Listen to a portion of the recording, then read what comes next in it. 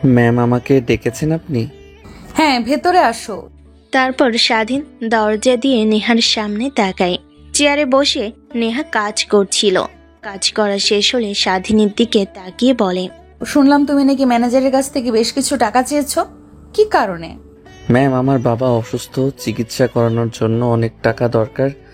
তাই ভাবলাম কোম্পানি থেকে যদি কিছু টাকা দিত, বাবার চিকিৎসা করাতাম। পরবর্তীতে না হয় আমার বেতন থেকে ধীরে ধীরে টাকা রেখে দিতেন।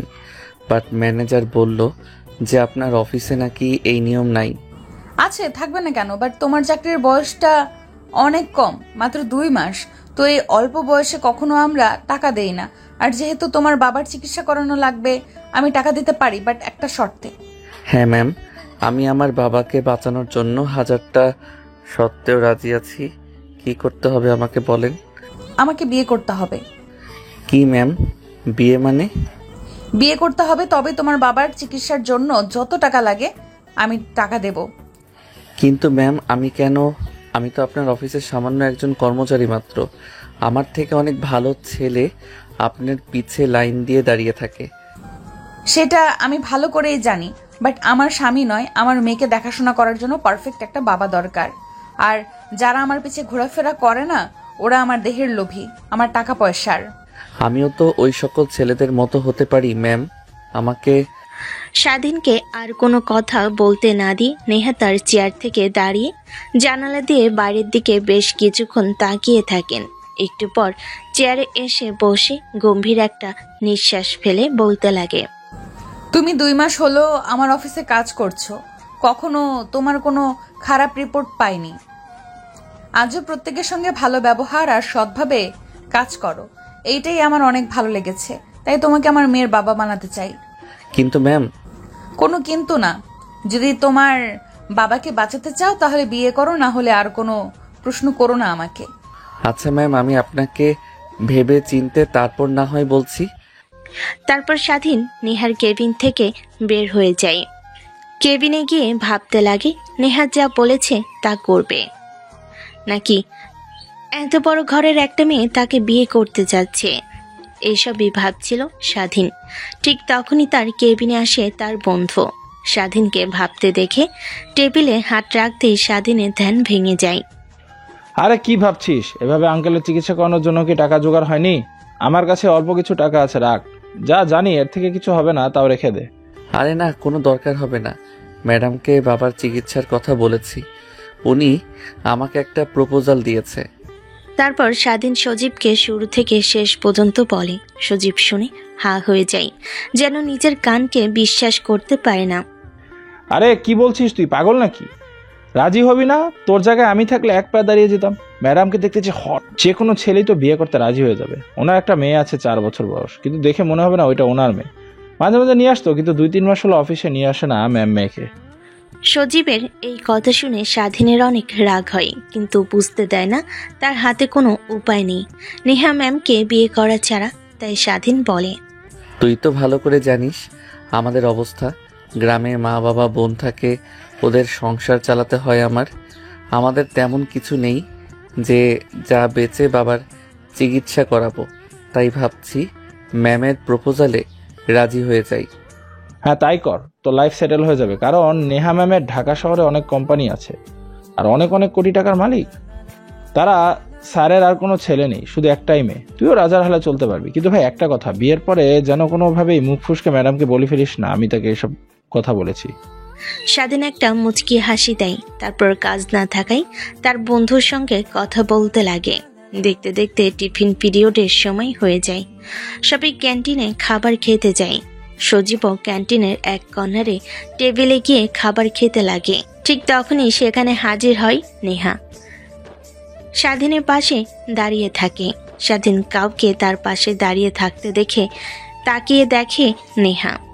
স্বাধীন অবাক হয়ে নেহার দিকে তাকিয়ে বলে, ম্যাম, আপনি এখানে? কিছু কি হয়েছে? না, কিছুই হয়নি, এমনিতেই এসেছিলাম। আর আমার প্রপোজালের রিপ্লাই কি? হ্যাঁ ম্যাম, আমিও রাজি আছি, বাট আমার কিছু শর্ত আছে, সেগুলো আপনাকে মানতে হবে। স্বাধীনের কথা শুনে নেহা ভুরু কুচকে তাকাই। এই পাশ ওই পাশ তাকিয়ে দেখে অনেক লোক তাই স্বাধীনকে বলে, টিফিন সময় শেষ হলে আমার কেবিনে এসো, সেখানে কথা না হয় বলবো। কথাটা বলে নেহা ক্যান্টিনের দোকান থেকে পানির বোতল নিয়ে চলে যায়। স্বাধীন খাওয়া দাওয়া শেষ করে সজীবের সঙ্গে কথা বলে টিফিনের সময় শেষ হলে স্বাধীন নেহার দরজার কর্নারে নেহা স্বাধীনকে ভিতরে যেতে বলে নেহার কেবিনের সামনে বসে পড়ে। হ্যাঁ বলো, তোমার আবার কি শর্ত আছে? ম্যাম, আপনি আমাকে বিয়ে করবেন তার মানে এই না যে আমাকে কিনে নিয়েছেন। আমার স্বাধীনতা আছে, আমি আমার মতো করেছি। স্বাধীনের কথা শুনে নেহা অট্টহাসি দিতে লাগে। স্বাধীন অবাক হয়ে যায়। সে হাসার কি বলল আবার? দেখ, তোকে বিয়ে করেছি মাত্র আমার মেয়েকে দেখাশোনা করার জন্য। তার বেস্ট পাপা লাগবে আমাকে বলেছে। না খেয়ে রয়েছে অনেক দিন, ঠিক মতো খাওয়া দাওয়া করে না। এর থেকে বেশি কিছু না। আর তো স্বাধীনতা, তুই তোর মতো জলদি অফিসে যেইভাবে কাজ করিস ঠিক ওইভাবেই আমার বাসায় থেকে আমার মেয়েকে দেখাশোনা করবি। ও আচ্ছা, তাহলে তো ম্যাম একটা বেবি কেয়ার রাখলেও পারেন যে আপনার বেবির দেখাশোনা করবে। রেখেছিলাম, বাট ওর পাপা লাগবে। এক কথাই বলে দিয়েছে। রাখ সেই সব কথা। তুই রাজি তো নাকি? স্বাধীন মাথা দিয়ে হ্যাঁ বোঝায়। তাহলে তো হয়েই গেল। রেডি হও, চলো এখনই বিয়ে করব তোকে। স্বাধীন অবাক হয়ে যায় নেহার কথা শুনে। ম্যাম, এখন বিয়ে করবেন মানে? তুই কি ভেবেছিস আমাদের বিয়ে হবে ঢাকঢোল পিটিয়ে? তা হবে না। শুধুমাত্র তুই, আমি, আমার বাবা মা আর আমার মেয়ে জানবো। অফিসের কেউ যেন জানতে না পারে। কথাটা বলে স্বাধীনের হাত এক প্রকার টানতে টানতে কেবিনের বাইরে নিয়ে আসে। তারপর অফিসের বাইরে চলে আসে স্বাধীন আর নেহা। এসে গাড়িতে বসে পড়ে। ড্রাইভারকে কাজী অফিসের কথা বলতেই ড্রাইভার কাজী অফিসের সামনে গাড়ি নিয়ে ব্রেক করে। নেহা গাড়ি থেকে তার কিছু বান্ধবীদেরকে ফোন করে একটু পর তারাও চলে আসে। কিরে, আচমকা ফোন করলি আর বললি তাড়াতাড়ি করে আসতে, কি হয়েছে? কিছুই হয়নি, আমি বিয়ে করব আর তোরা সাক্ষী দিবি, এর জন্যই তোদেরকে এখানে ডেকে নিয়ে এসেছি। চল ভেতরে। ওয়েট, বিয়ে করবি মানে? আর জামাই কই? নেহার বান্ধবীর কথা শুনে ওই পাশটাই দেখে স্বাধীন নেই। গাড়িতে গিয়ে দরজা খুলে দেখে ভিতরে বসে আছে। হাত টেনে বাহিরে বের করে নিয়ে আসে স্বাধীনকে। তারপর নেহা তার বান্ধবীদের কাছে স্বাধীনকে দেখা করিয়ে দিয়ে বলে, এটাই হচ্ছে তোদের দুলাভাই, চিনে রাখ। তারপর নেহা তার বান্ধবীদের সঙ্গে বেশ কিছুক্ষণ কথা বলে স্বাধীনকে নিয়ে কাজী অফিসে চলে যায়। তারপর বিয়ে পড়াতে লাগে। বিয়ে পড়ানো শেষ হলে নেহা তার বান্ধবীদের সাথে আর স্বাধীনকে নিয়ে রেস্টুরেন্টে চলে যায় খাওয়া দাওয়া করার জন্য। খাবার অর্ডার দিয়ে নেহা সবার সঙ্গে কথা বলছিল। স্বাধীনের কোনো কথা নেই, নিচের দিকে তাকিয়ে মোবাইলে ফেসবুক স্ক্রলিং করছিল। তখনই পাশে থাকা একটা নেহার বান্ধবী বলে ওঠে, কিরে নেহা, ভাইয়া তোর থেকে তো দেখছি অনেক জুনিয়র, আর অনেকক্ষণ ধরেই তো একসঙ্গে রয়েছে। একটা কথা বললো না, শুধু কবুল কবুল বলা ছাড়া। হ্যাঁ, আর ও ওই রকমই, কিছু মনে করিস না। তারপর নেহা স্বাধীনের হাতে চিমটি কাটলেই স্বাধীন নেহার বান্ধবীদের সঙ্গে কথা বলতে লাগে। এইভাবে বেশ কিছুক্ষণ সময় পার হয়ে যায়। স্বাধীন বলতেও পারছে না তার টাকাগুলো দিতে, তার বাবাকে চিকিৎসা করাতে হবে। নেহা তার বান্ধবীদের সঙ্গে কথা বলে ঘোরাঘুরি খাওয়া দাওয়া করে গাড়ি নিয়ে বাসায় যাচ্ছিল। এমন সময় স্বাধীন বলে, ম্যাম, আমি তো আপনার কথা রাখলাম, এবার আমাকে টাকা দিন, বাবার চিকিৎসা করাতে হবে। আচ্ছা ঠিক আছে, আমার কাছে এখন টাকা নেই, বাসায় আছে। বাসায় চল, বাসা থেকে টাকা না হয় দেব। তারপর স্বাধীন চুপ হয়ে যায়। নেহা ল্যাপটপ অন করে কাজ করছিল। স্বাধীন বাইরের দিকে তাকিয়েছিল। এমন সময় ফোন আসে, হাতে নিয়ে দেখে তার বোন। রিসিভ করে কানের কাছে ধরতেই ওই পাশ থেকে কান্না করার শব্দ আসে। বোন, তুই কান্না করছিস কেন? কি হয়েছে? কথা বল, কথা বলছিস না কেন? ভাইয়া, বাবার অবস্থা অনেক খারাপ, একটু কথা বলছে না। কখন থেকে ডাকাডাকি করছি, চাচাকে ডেকে নিয়ে এসেছি। চাচা বলছে বাবাকে ডাক্তারের কাছে নিয়ে যেতে হবে। এখন কি করব কিছুই বুঝতে পারছি না। কাছে একটা টাকাও নেই, মাও কান্না করছে। তুই চাচাকে বল একটা অ্যাম্বুলেন্সে করে বাবাকে হাসপাতালে নিয়ে আসতে। আমি টাকা জোগাড় করছি। তারপর স্বাধীন তার চাচার সঙ্গে কথা বলেন। তার চাচা তার বাবাকে ঢাকায় অ্যাম্বুলেন্সে করে নিয়ে আসতে লাগে। স্বাধীনকে কান্না মিশ্রিত কণ্ঠে কথা বলতে দেখে পাশ থেকে নেহা কাজ করতে করতে বলে, কি হয়েছে তোর, এইভাবে কাঁদো কাঁদো কণ্ঠে কথা বললে? ম্যাম, বাবার অবস্থা অনেকটাই খারাপ, তাই ফোন করেছিল। আমি বললাম ঢাকায় নিয়ে আসার জন্য। তারা রওনা হয়েছে, একটু পর চলে আসবে। ও আচ্ছা, বাসায় চল। আমার কাছে টাকা রাখি না, বাসায় আছে। ঠিক আছে ম্যাম। তারপর স্বাধীন নেহার সঙ্গে আর কোনো কথা বলে না। নেহা কাজ করতে করতে ভাবতে লাগে, একটা ছেলে কতটা ভালো হলে তার বাবার চিকিৎসা করানোর জন্য টাকা জোগাড় করার জন্য মরিয়া হয়ে উঠে পড়ে। নেহা স্বাধীনকে নিয়ে ভাবতেছিল, এমন সময় ট্রাফিক জ্যামে পড়ে যায়। স্বাধীন বাহিরে বের হয়ে দেখে সামনে আন্দোলনের জন্য স্টুডেন্টরা দাঁড়িয়ে আছে। স্বাধীন বুঝতে পারে না কি করবে। নেহা জানালা দিয়ে মাথা বের করে বলে, কিরে, কি হয়েছে? এত বড় ট্রাফিক জ্যাম লেগে আছে, গাড়িতে একটুও নড়ছে না। ম্যাডাম, সামনে স্টুডেন্টরা দাঁড়িয়ে আছে, আন্দোলন করছে। তারপর নেহা ড্রাইভারকে বিকল্প রাস্তা দিয়ে যেতে বলে। না ম্যাম, পিছে অনেক গাড়ি এসেছে, গাড়ি আর ঘুরানো যাবে না, এখানেই থাকতে হবে যতক্ষণ না এই আন্দোলন শেষ হচ্ছে। স্বাধীন চিন্তিত হয়ে গাড়িতে এসে বসে পড়ে। নেহা কাজ করছিল অনবরত। স্বাধীন তার বোনকে ফোন করে খবর নিতে লাগে। প্রায় 3 ঘন্টা পর আন্দোলন শেষ হলে গাড়ি চলাচল শুরু হয়। নেহা স্বস্তির নিঃশ্বাস ফেলে। একটু পর বাসায় চলে আসে। নেহা স্বাধীনের হাত জড়িয়ে ধরে স্বাধীন অবাক হয়ে যায়। স্বাধীনের অবাক মাখা মুখ দেখে নেহা বলে, অবাক হতে হবে না, আমার বাবা অনেক চালাক। কোনোভাবেই বুঝতে যেন না পারে আমি তোকে টাকা দিয়ে সাহায্য করে এর বিনিময়ে তুই আমাকে বিয়ে করেছিস। আর হ্যাঁ, আমি যা বলবো আমার কথায় মাথা নাড়াবি। ঠিক আছে ম্যাম। তারপর নেহা বাসার দরজায় এসে কড়া নাড়ে। একটু পর একটা কাজের মেয়ে এসে দরজা খুলে দেয়।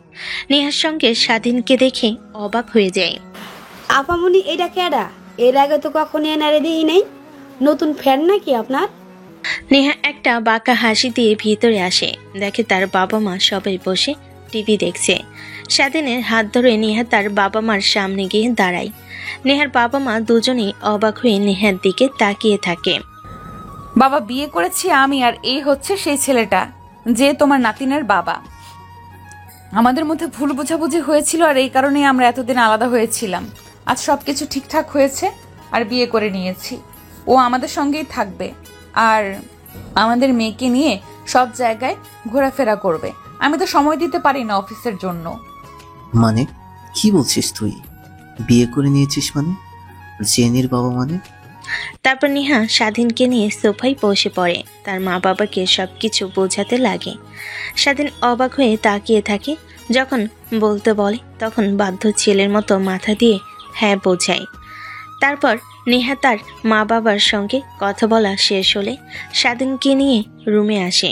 দেখে জেনিয়া মন খারাপ করে শুয়ে আছে। নেহা জেনিয়ার পাশে গিয়ে বসে মাথায় হাত বুলিয়ে দিতেই জেনিয়া পিছন ফিরে তাকায়। তুমি এসেছো কেন? তুমি আমার বাজে আম্মু, তার কারণেই আমার বাবা নেই। আমাকে সবাই এই কথা বলে, আমি কারোর সামনে আমার বাবাকে নিয়ে দাঁড় করাতে পারি না। তুমি যাও, তোমার সঙ্গে কোনো কথা নেই। কে বলেছে মা তোমার বাবা নেই? তোমার বাবা আছে আর তোমাকে অনেক ভালোবাসে। এই যে দেখো তোমার বাবা। স্বাধীনকে দেখি কথাটা বলে নেহা। জেনিয়া শোয়া থেকে দৌড়ে স্বাধীনের কাছে দাঁড়ায়। স্বাধীন জেনিয়াকে কোলে তুলে নেয়। তুমি আমার বাবা? এতদিন কোথায় ছিলে আমাদের ছেড়ে? আর জানো, সবাই আমাকে অনেক বাজে কথা বলতো আমার মাকে নিয়ে। আমি কিছুই বলতে পারতাম না, কারণ আমার যে বাবা নেই। এখন আমার বাবা আছে, কেউ কিছু বললে উচিত কথা বলবো। এই তো আমি এসেছি মা, তোমাকে ছেড়ে কোথাও যাব না, সারাক্ষণ তোমাকে নিয়ে ঘুরবো, তোমার সঙ্গে থাকবো। তারপর স্বাধীন জেনিয়াকে নিয়ে কথা বলতে বলতে বেলকনিতে চলে যায়। তারপরে দুজনেই দুষ্টামি করতে লাগে। পিছন থেকে নেহা সবকিছু দেখে মুচকি মুচকি হাসতে লাগে। চোখ বেয়ে 2 ফোঁটা অশ্রু বের হতে নেহা হাতের উল্টো পিঠ দিয়ে মুছে ফেলে। তারপর ওয়াশরুমে চলে যায় গোসল করার জন্য। স্বাধীন জেনিয়ার সঙ্গে খেলছিল। এমন সময় নেহা ডাকতে লাগে স্বাধীনকে।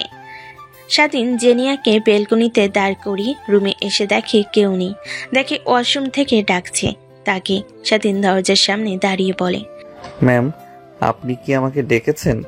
হ্যাঁ ডেকেছি, মানে গোসল করতে এসেছি, বাট ওয়ারড্রপে দেখো আমার জামা কাপড় আছে, ওগুলো আনতে ভুলে গেছি।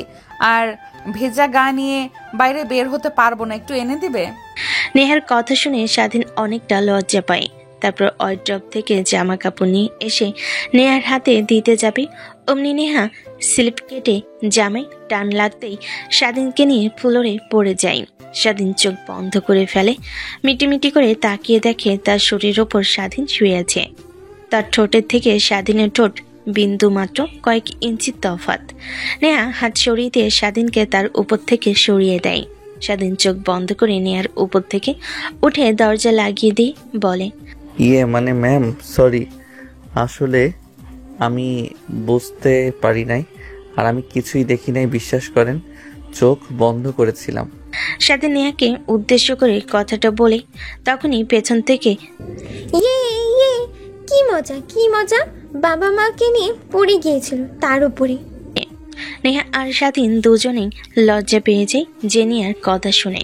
স্বাধীন দূরে জেনিয়াকে কোলে করে মুখ চেপে ধরে বারান্দায় নিয়ে গিয়ে বলে, মা, এসব কথা বলতে হয় না, কেউ শুনলে অনেক খারাপ বলবে আমাকে আর তোমার মাকে। তুমি কি চাও তোমার মা আর আমাকে খারাপ বলো? তো এসব কথা কাউকে যেন বলো না। স্বাধীনের কথা শুনে জেনিয়া মাথা দিয়ে হ্যাঁ বোঝায়। তারপর স্বাধীন জেনিয়ার সঙ্গে খেলা করতে লাগে। অন্যদিকে নেহার বাবা মা নিচে বসে থেকে নিজেদের মধ্যে কথোপকথন করছিল। তোমার কি মনে হয় তোমার মেয়ে যা বললো সত্যি? কেন সত্যি হতে যাবে না? দেখলে না ছেলেটা কত সুন্দর, আর জিনিয়ার সঙ্গেও কিরকম জানি ফেসটার মিল রয়েছে। তোমার কি মনে হয় তোমার মেয়ে যা বললো সত্যি? তুমি হয়তো বা জানো না, আমি ওই ছেলেটার সব ডিটেলস বের করেছিলাম। আমার মেয়ের এত বড় সর্বনাশ করেছে ওই হারামজাদাকে, আমি শায়েস্তা না করে পারি? ওই ছেলে না। কি বলছো তুমি? তাহলে এই ছেলেটাকে আর আমাকে দিয়ে যে কথা বলো, তাহলে কি নেহা মিথ্যে কথা বললো? হ্যাঁ, নেহা মিথ্যা কথাই বলেছে। আসলে এই ছেলেটাকে আমি কোথায় যেন দেখেছি, মনে করতে পারছি না। মনে পড়েছে, এই ছেলেটা তো আমাদের অফিসে কাজ করেন। আমি মাঝে মাঝে নেহার সঙ্গে দেখা করতে গেলে দেখেছি। কিন্তু একে বিয়ে করলো কেন? নিশ্চয়ই এর মধ্যে কিছু না কিছু আমাকে বের করতেই হবে। আরে তুমিও না বুঝতে পারছো না, নেহা ছেলেটাকে ভালোবাসে, এর কারণেই বিয়ে করেছে। আমাদের যে দুজনকে মেনে নিয়ে ওদের দোয়া করবা, ওরা যেন সুখে শান্তিতে থাকে। মেয়েটাকে অনেক কান্না করতে দেখেছি, আর দেখতে চাই না। নেহার বাবা মা দুজন দুজনের সঙ্গে কথা বলছিল। এদিকে নেহা গোসল করে বের হয়। স্বাধীন নেহার দিকে একবার তাকিয়ে চোখ ফিরিয়ে নেয়, জেনিয়ার সঙ্গে খেলা করতে লাগে। এমন সময় স্বাধীনের ফোনে রিং হতে লাগে। হাতে নিয়ে দেখে তার বোন ফোন করেছিল। কিছুক্ষণের জন্য স্বাধীন ভুলে গিয়েছিল সব। ফোন রিসিভ করতেই ও পাশ থেকে স্বাধীনের বোন বলতে লাগে, ভাইয়া কোথায় তুমি? আমরা তো ঢাকা হয়ে হসপিটালে ভর্তি করেছি, কিন্তু তুমি কোথায়? একটু দাঁড়া, আমি টাকা নিয়ে এক্ষুনি আসছি। তারপর স্বাধীন জেনিয়াকে কোলে করে রুমে এসে দেখে নেহা ড্রেসিং টেবিলের সামনে বসে থেকে চুলগুলো হেয়ার ড্রাই করছিল। স্বাধীন জেনিয়াকে খাটের পর বসিয়ে দিয়ে বলতে লাগে, ম্যাম, বাবাকে ঢাকায় নিয়ে এসেছি, আপনি যদি টাকাগুলো দিতেন তাহলে আমি নিয়ে যেতাম। স্বাধীনের কথা শুনে নেহা পিছন ফিরে বড় বড় দৃষ্টিতে তাকায়। স্বাধীন অবাক হয়ে যায়। নেহা বসা থেকে উঠে স্বাধীনের কলার চেপে ধরে বেলকনিতে নিয়ে গিয়ে দেওয়ালের সঙ্গে চেপে ধরে বলতে লাগে, তোকে তো বলতে ভুলে গিয়েছি, আমার মেয়ের বয়স 4 বছর না হয়, ও অনেক কিছুই বুঝতে পারে। ওর সামনে আমাকে ম্যাম বলে ডাকবে না, আমার নাম কিংবা যে কোনো কিছু বলে ডাকবি। আর টাকা লাগবে তো, তাই না? দিচ্ছি, এখানেই দাঁড়া। কথাটা বলে নেহা রুমে প্রবেশ করে। ওয়ারড্রপ থেকে টাকার ব্যাগ বের করে বেলকনিতে এসে স্বাধীনকে দিয়ে দেয়। স্বাধীন টাকাগুলো প্যান্টের পকেটে রেখে জেনিয়ার কাছে এসে মাথায় আলতো করে একটা চুমু দিয়ে বলে, মা তুমি থাকো, আমি একটু পর আবার আসছি। তুমি কি খাবে বলো? না বাবা, তুমি যাবে না, আমি জানি তুমি গেলে আর আসবে না, প্লিজ যেও না। না মা, তোমার বাবা আবার আসবে, দেখে নিও, তোমার বাবার কাজ আছে। কাজ করতে যায়। আমি যেমন কাজ করতে যাই, একটু পর চলে আসবে, তখন তুমি আবার তোমার বাবার সঙ্গে আড্ডা দিও। হ্যাঁ, এবার যেতে দাও তোমার বাবাকে। ওকে বাবা, তুমি যাও, বাট আমার জন্য আসার সময় মজা নিয়ে এসো। হ্যাঁ, চকলেট লুকিয়ে লুকিয়ে নিয়ে এসো, মা দেখলে আবার খেতে দিবে না। ঠিক আছে মা। তারপর স্বাধীন নেহার রুম থেকে বের হয়ে আসে, মেন দরজার দিকে যেতে যাবে অমনি বসার রুম থেকে নেহার বাবা ডাকতে লাগে। তারপর স্বাধীন নেহার বাবার সামনে গিয়ে দাঁড়িয়ে থাকে। নেহার বাবা স্বাধীনকে প্রশ্ন করে, দেখো বাবা, আমি আমার মেয়েকে ভালো করেই জানি। ও যতই মিথ্যা কথা বলুক না কেন, ওর যে বয়ফ্রেন্ড ছিল ওর সম্বন্ধে সব খবরাখবর বের করেছিলাম আমি, তুমি নয়। ওই ছেলেকে এবার বল তুমি কি। ইয়ে মানে স্যার কিভাবে বলি যে। সমস্যা নেই বাবা, তুমি আমাকে খুলে বলতে পারো, আমি কাউকে কিছু বলবো না। মানে স্যার, নেহা ম্যাম আমাকে আমার বাবার চিকিৎসার জন্য টাকা দিয়েছে, এর কারণে বলেছে আমি যেন তাকে বিয়ে করি। ও আচ্ছা, এই ব্যাপার, তা তুমি যেতে পারো বাবা। স্যার একটা কথা বলবো, আমি যে আপনাদেরকে বলেছি এই কথা যেন ম্যামকে না বলেন। ম্যাম এমনিতেই বলেছে আমার কোনো বিষয়ে সন্দেহ যেন না করেন আপনারা। ওকে বাবা, তুমি যেতে পারো, কাউকে বলবো না। তারপর স্বাধীন নেহার বাড়ি থেকে বের হয়ে আসে, বাইরে রিক্সার জন্য অপেক্ষা করছিল। এমন সময় আবার ফোন আসে, হাতে নিয়ে দেখে তার বোন। ভাইয়া কোথায় তুমি? ডাক্তার বাবাকে দেখে বলল ইমিডিয়েটলি অপারেশন করতে হবে, আর অপারেশন করতে নাকি 10 লাখ টাকা লাগবে। এতগুলো টাকা কোথায় পাবো? বাবাকে অ্যাডমিট করছে না, বাবা ছটফট করছে, তুই জলদি আয় ভাইয়া। টেনশন করিস না, বাবার চিকিৎসার জন্য টাকা ম্যানেজ করেছি, একটু পরে আসছি আমি। কথাটা বলেই স্বাধীন ফোন কেটে দেয়, গাড়ির জন্য অপেক্ষা করতে লাগে, কিন্তু রিক্সা পায় না। একটু পর স্বাধীনের সামনে একটা গাড়ি এসে দাঁড় করে, দেখে নেহার গাড়ি।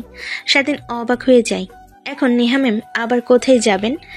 গ্লাস নামিয়ে দিয়ে ড্রাইভার বলে, ভাইজান গাড়িতে উঠে বসেন, কোনো হাসপাতালে স্যারকে ভর্তি করেছেন বলেন, আমি আপনাকে নামিয়ে দিয়ে আসছি। না লাগবে না, আপনি যেতে পারেন। ম্যাম দেখলে আবার অনেক বকাবকি করবে আমাকে, আপনি নামিয়ে দিতে গিয়েছেন। ভাইজান সমস্যা নেই, ম্যামই আমাকে ফোন করে বলল যে আমি যেন আপনাকে হাসপাতালে নামিয়ে দিয়ে আসি। স্বাধীন আর কোনো কথা না বলে গাড়িতে উঠে বসে। ড্রাইভার গাড়ি চালাতে লাগে। স্বাধীন হাসপাতালের অ্যাড্রেস বলেই সেই দিকে ড্রাইভার যেতে লাগে। একটু পর হাসপাতালের সামনে এসে গাড়ি ব্রেক করে।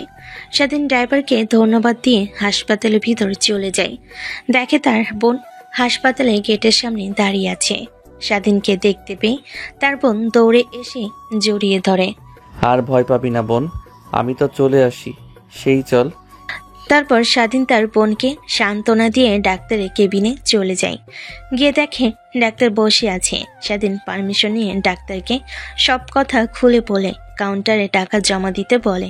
স্বাধীন কাউন্টারে গিয়ে টাকা জমা দেওয়ার একটু পরে নার্সরা এসে স্বাধীনের বাবাকে আইসিইউতে নিয়ে যায়।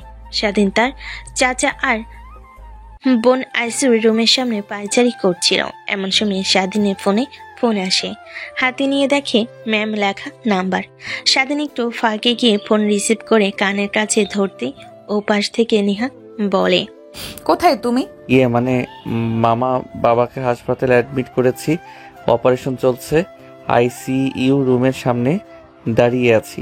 ও আচ্ছা, জিনিয়া তো তোমাকে ছাড়া কিছুই বলছে না, তোমার কথা বারবার বলছে, খাবারও খাচ্ছে না, কি করব কিছুই বুঝতে পারছি না, তুমি কিছু একটা করো।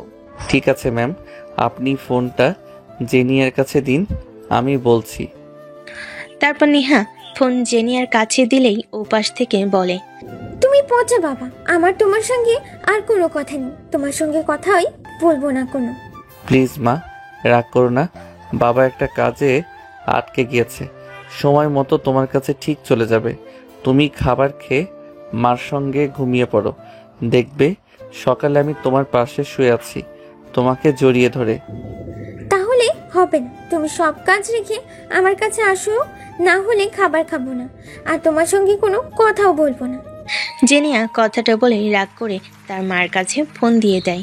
কি করবে এখন? একদম ও আমার মতো হয়েছে জানো, আমিও অনেক রাগী, ওর মতো। অল্পতেই অনেক রেগে যেতাম, কিন্তু এখন দেখো এত বড় অফিস সামলাই কিন্তু একটুও রাগি না। আমার মাথাতেও তো কিছু আসছে না। বাবাকে এখানে এইভাবে রেখে কিভাবে যাব ম্যাম বলেন? ওইখানে তো তোমার বোন আর চাচা আছে, তোমার না থাকলেও চলবে। কিন্তু ম্যাম আমি স্বাধীনকে আর কোনো কথা বলতে না দিয়ে ওপাশ থেকে নেহা আবার বলতে লাগে, প্লিজ কোনো কিন্তু বলো না, কারণ আমার মেয়ে যা একবার ডিসাইড করে তা করে ছাড়ে। প্লিজ আসো, ওকে খাইয়ে ঘুম পাড়াই, না হয় আবার চলে যেও, আমি ড্রাইভারকে পাঠিয়ে দিচ্ছি। ঠিক আছে ম্যাম। ফোনটা কেটে স্বাধীন পেছনের দিকে তাকিয়ে দেখে তার বোন দাঁড়িয়ে আছে। স্বাধীন এটা দেখে মুচকি একটা হাসি দিয়ে তার বোনকে আইসিইউর রুমের সামনে চেয়ারে বসে পড়ে। বোন, তুই কোনো চিন্তা করিস না, দেখবি বাবা ঠিক সুস্থ হয়ে উঠবে। আগের মতো আমাদেরকে বকা দেবে, আগের মতো সব কাজ করতে পারবে। ঠিক আছে ভাইয়া।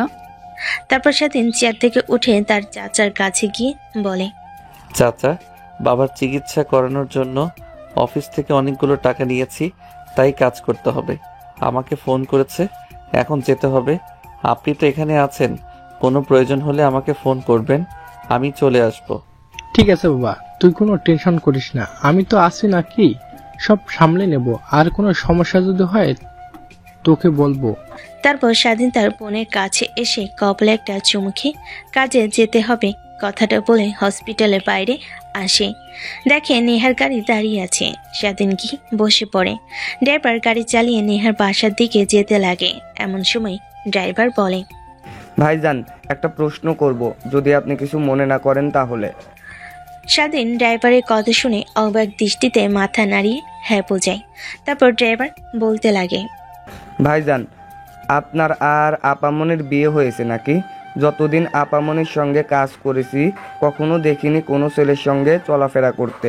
আই মিন, আপনি যেভাবে আজকে ম্যামের সঙ্গে আসলেন তাই আর কি। স্বাধীন হ্যাঁ বলতেই যাবে, তখনই মনে পড়ে যায় নেহার কথা। নেহা তাকে বলেছে তাদের এই সম্পর্কের কথা বাইরের কেউ যেন না জানতে পারে। তাই স্বাধীন কিচ্ছু বলে না, মুচকি একটা হাসি দিয়ে বলে, কি যে বলো না তুমি, ব্রাহ্মণ হয়ে কখনো কি চাঁদে হাত বাড়ানো যায়? চাঁদ তো অনেক দূরে, আমাদের সাধ্য নেই চাঁদকে ছোঁয়ার, দূর থেকে শুধু উপভোগ করতে হয়। হ্যাঁ ভাইজান, ঠিক বলেছেন। আমি একটা মেয়েকে ভালোবাসতাম, আমাদের গ্রামের চেয়ারম্যানের মেয়ে। ভয়ে কখনো বলা হয়নি, একদিন সাহস করে বললাম, তখন তার বাবাকে দিয়ে আমাকে মার খাওয়ালো। তাও পিছু ছাড়িনি, অনেক ঘুরেছি। এক পর্যায়ে রাজি হয়ে গেল, তারপর আর কি, পালিয়ে ঢাকায় চলে আসি। এখন আমাদের সুখের সংসার, আল্লাহর রহমতে একটা ছেলেও আছে। এখনও চেয়ারম্যান নিয়ে সব কিছু মেনে নিয়েছে। ড্রাইভারের কথা শুনে স্বাধীন হাসতে লাগে। হাসতে হাসতে এক পর্যায়ে বলে, হ্যাঁ ঠিক বলেছ ভাই, এক জিনিসের উপর লেগে থাকলে কখনো বৃথা যায় না, কিন্তু কিছু কিছু জিনিস আছে যেটা তুমি কখনোই সম্ভব না। যেমন পাথরে ফুল ফোটানো, তারপরে অনেক গানে বলে না আদৌ কি সম্ভব, তা কিন্তু নয়। ড্রাইভার ঠিক বুঝতে পারে যে স্বাধীন কি বোঝানোর চেষ্টা করছে, ভেবে একটা মুচকি হাসি দেয়। তারপর স্বাধীন ড্রাইভারের সঙ্গে কথা বলতে বলতে বাসায় চলে আসে।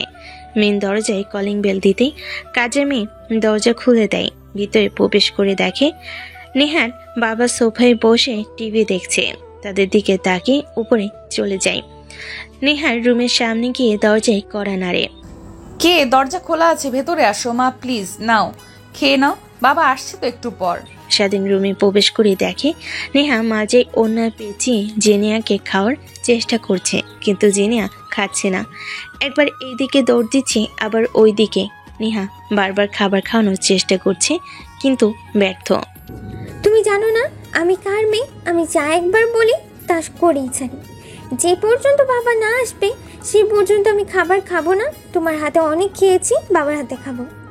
মা প্লিজ এইবারের মতো খেয়ে নাও, কালকে থেকে দেখো তোমার বাবা তোমাকে 3 বেলাই খাইয়ে দেবে। না, আমার এখন লাগবে। এখন বাবাকে কোথা থেকে নিয়ে আসবে তুমি জানো। ঠিক তখনই স্বাধীন পিছন থেকে বলে ওঠে, এই তো মা, আমি চলে এসেছি। কথাটা বলে জেনিয়া দৌড়ে চলে যায় স্বাধীনের কাছে। নেহা উঠে কাপড় ঠিক করে নেয়। জেনিয়া স্বাধীনকে পেয়ে গালে কপালে কিস করতে লাগে। নেহা এটা দেখে স্বাধীনের দিকে তাকায়। স্বাধীন অবকময় দৃষ্টিতে তাকিয়ে থাকে। নেহা কিছু না বলে মুচকি একটা হাসি দেয়। বাবা তুমি কোথায় গিয়েছিলে? তোমাকে অনেক মিস করেছি আমি। জানো মা বলেছে তুমি নাকি পচা। তুমি কি আসলেই পচা? হ্যাঁ মা, আমি অনেক পচা, তার কারণ তোমার মার কাছ থেকে অনেক টাকা নিয়েছি। মেয়েকে এসব কথা না বলেই উপকৃত হতাম। সব বাবা তার মেয়ের কাছে সুপার হিরো, ঠিক আছে।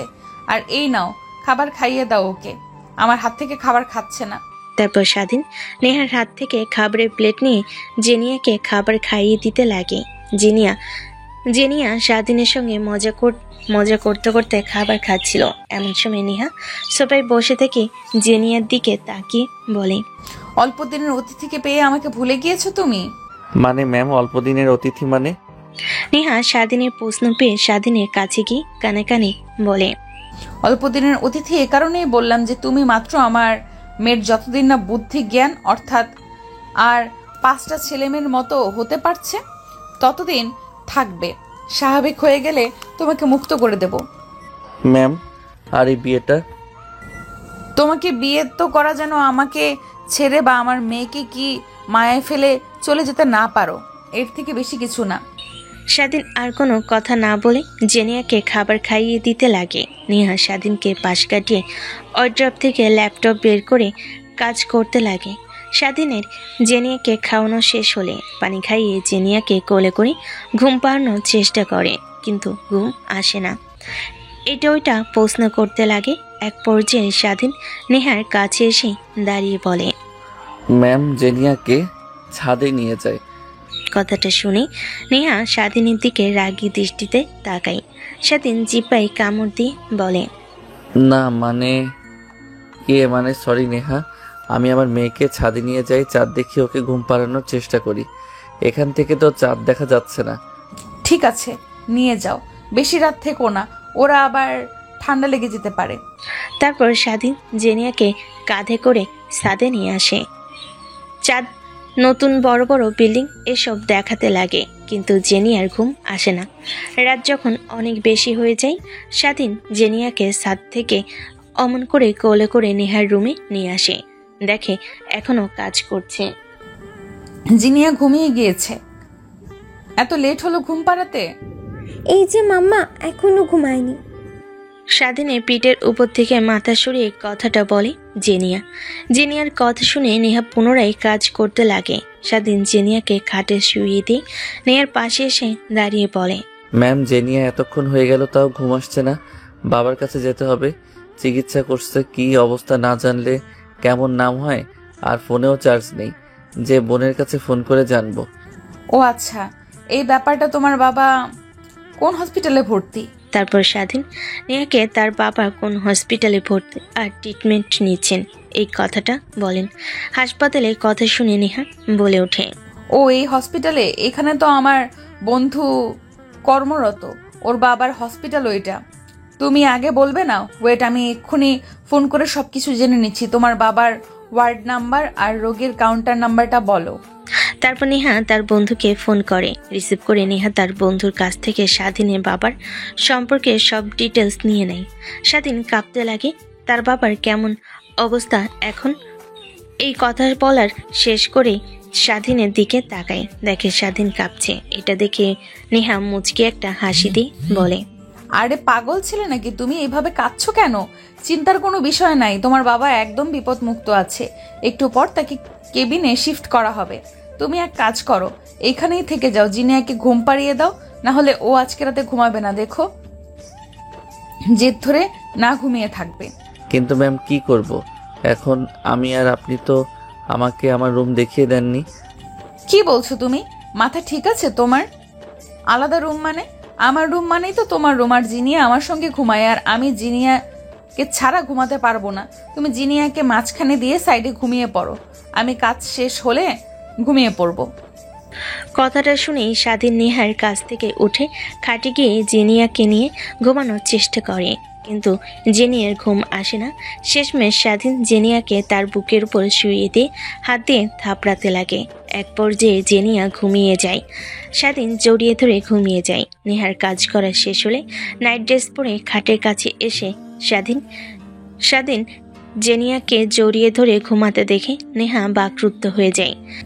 আজ যদি তুমি থাকতে তোমার মেয়ে তোমাকে এভাবে জড়িয়ে ধরে ঘুমাতো আর অন্য কোনো লোকের কাছে এভাবে যেতে হতো না বাবার অধিকার নিয়ে। আল্লাহ জানে স্বাধীন আগেও আমার মেয়েকে তার বাবার মর্যাদা আর সম্মান দিতে পারবে কিনা। অন্য একজনের মেয়েকে কখনো কেউ ভালোবাসতে পারে? কথাটা ভাবতে লাগে। এমন সময় নেহার চোখ থেকে এক ফোঁটা অশ্রু পড়তে যাবে, অমনি নেহা তার চোখ মুছে লাইট অফ করে ডিম লাইট জ্বালি স্বাধীনের পাশে ঘুমিয়ে পড়ে। নেহাকে স্বাধীনের বুক থেকে সরিয়ে দেয় না। সকালবেলা সবার আগে জেনিয়ার ঘুম ভেঙে যায়। তারপরে স্বাধীনের বুক থেকে উঠে দেখে নেহা স্বাধীনকে জড়িয়ে ধরে আছে। জেনিয়া উঠে নেহার ফোন দিয়ে 3টা ছবি তুলে নেয়। তারপর জেনিয়া ওয়াশরুমে চলে যায়। নিজের ফ্রেশ হয়ে ব্রাশ করে নিচে চলে আসে নানা নানির কাছে। অন্যদিকে নেহার ঘুম ভাঙতেই দেখে সে স্বাধীনকে জড়িয়ে ধরেছে। স্বাধীন তাকে জড়িয়ে ধরেছে। নেহা লজ্জা পেয়ে স্বাধীনের কাছ থেকে ছাড় পেতে যাবে, অমনি স্বাধীনেরও ঘুম ভেঙে যায়। নেহা চোখ বন্ধ করে ফেলে। অন্যদিকে স্বাধীনের ঘুম ভাঙতেই নেহাকে তার সামনে দেখে অবাক হয়ে যায়। জিহ্বায় কামড় দিয়ে তড়িঘড়ি করে উঠে দাঁড়ায় আর মনে মনে ভাবতে লাগে, আল্লাহ, যাই হোক, আমার আগে ঘুম ভেঙেছে। না হলে যদি আমার আগে ম্যামের ঘুম ভাঙতো তাহলে তো আমাকে আজকেই মেরে ফেলতো। কথাটা বলে স্বাধীন তড়িঘড়ি করে ওয়াশরুমে চলে যায়। গোসল করে বাইরে এসে দেখে নেহা ঘুম থেকে উঠে চোখ কসলাতে বসে আছে। ঘুম থেকে উঠে তন্ন তন্ন করে জিনিয়াকে খুঁজছিলাম, কিন্তু কোথাও দেখছি না। তুই কি কোথাও দেখেছিস? কই ম্যাম, আমিও তো দেখি নাই। ঘুম থেকে ওঠার পর জেনে এক রুমে দেখি নাই, হয়তোবা ওর নানু না নিয়ে ওর সঙ্গে গিয়ে আড্ডা দিচ্ছে। কি হলো, তুমি তোমার মাথা ঠিক আছে? জিনিয়া কখনো একা একা এক রুম থেকে একবার বের হয়নি, আর তুমি বলছো ফ্রেশ হয়ে ওর নানা নানির কাছে গিয়ে আড্ডা দিচ্ছে। কথাটা বলে নেহার রুমে বাইরে আসে। শীষ দিয়ে নিচে তাকিয়ে দেখে জেনিয়া তার নানু নানার সঙ্গে হেসে হেসে কথা বলছে। নেহা দেখে স্বস্তির একটা নিঃশ্বাস ফেলে।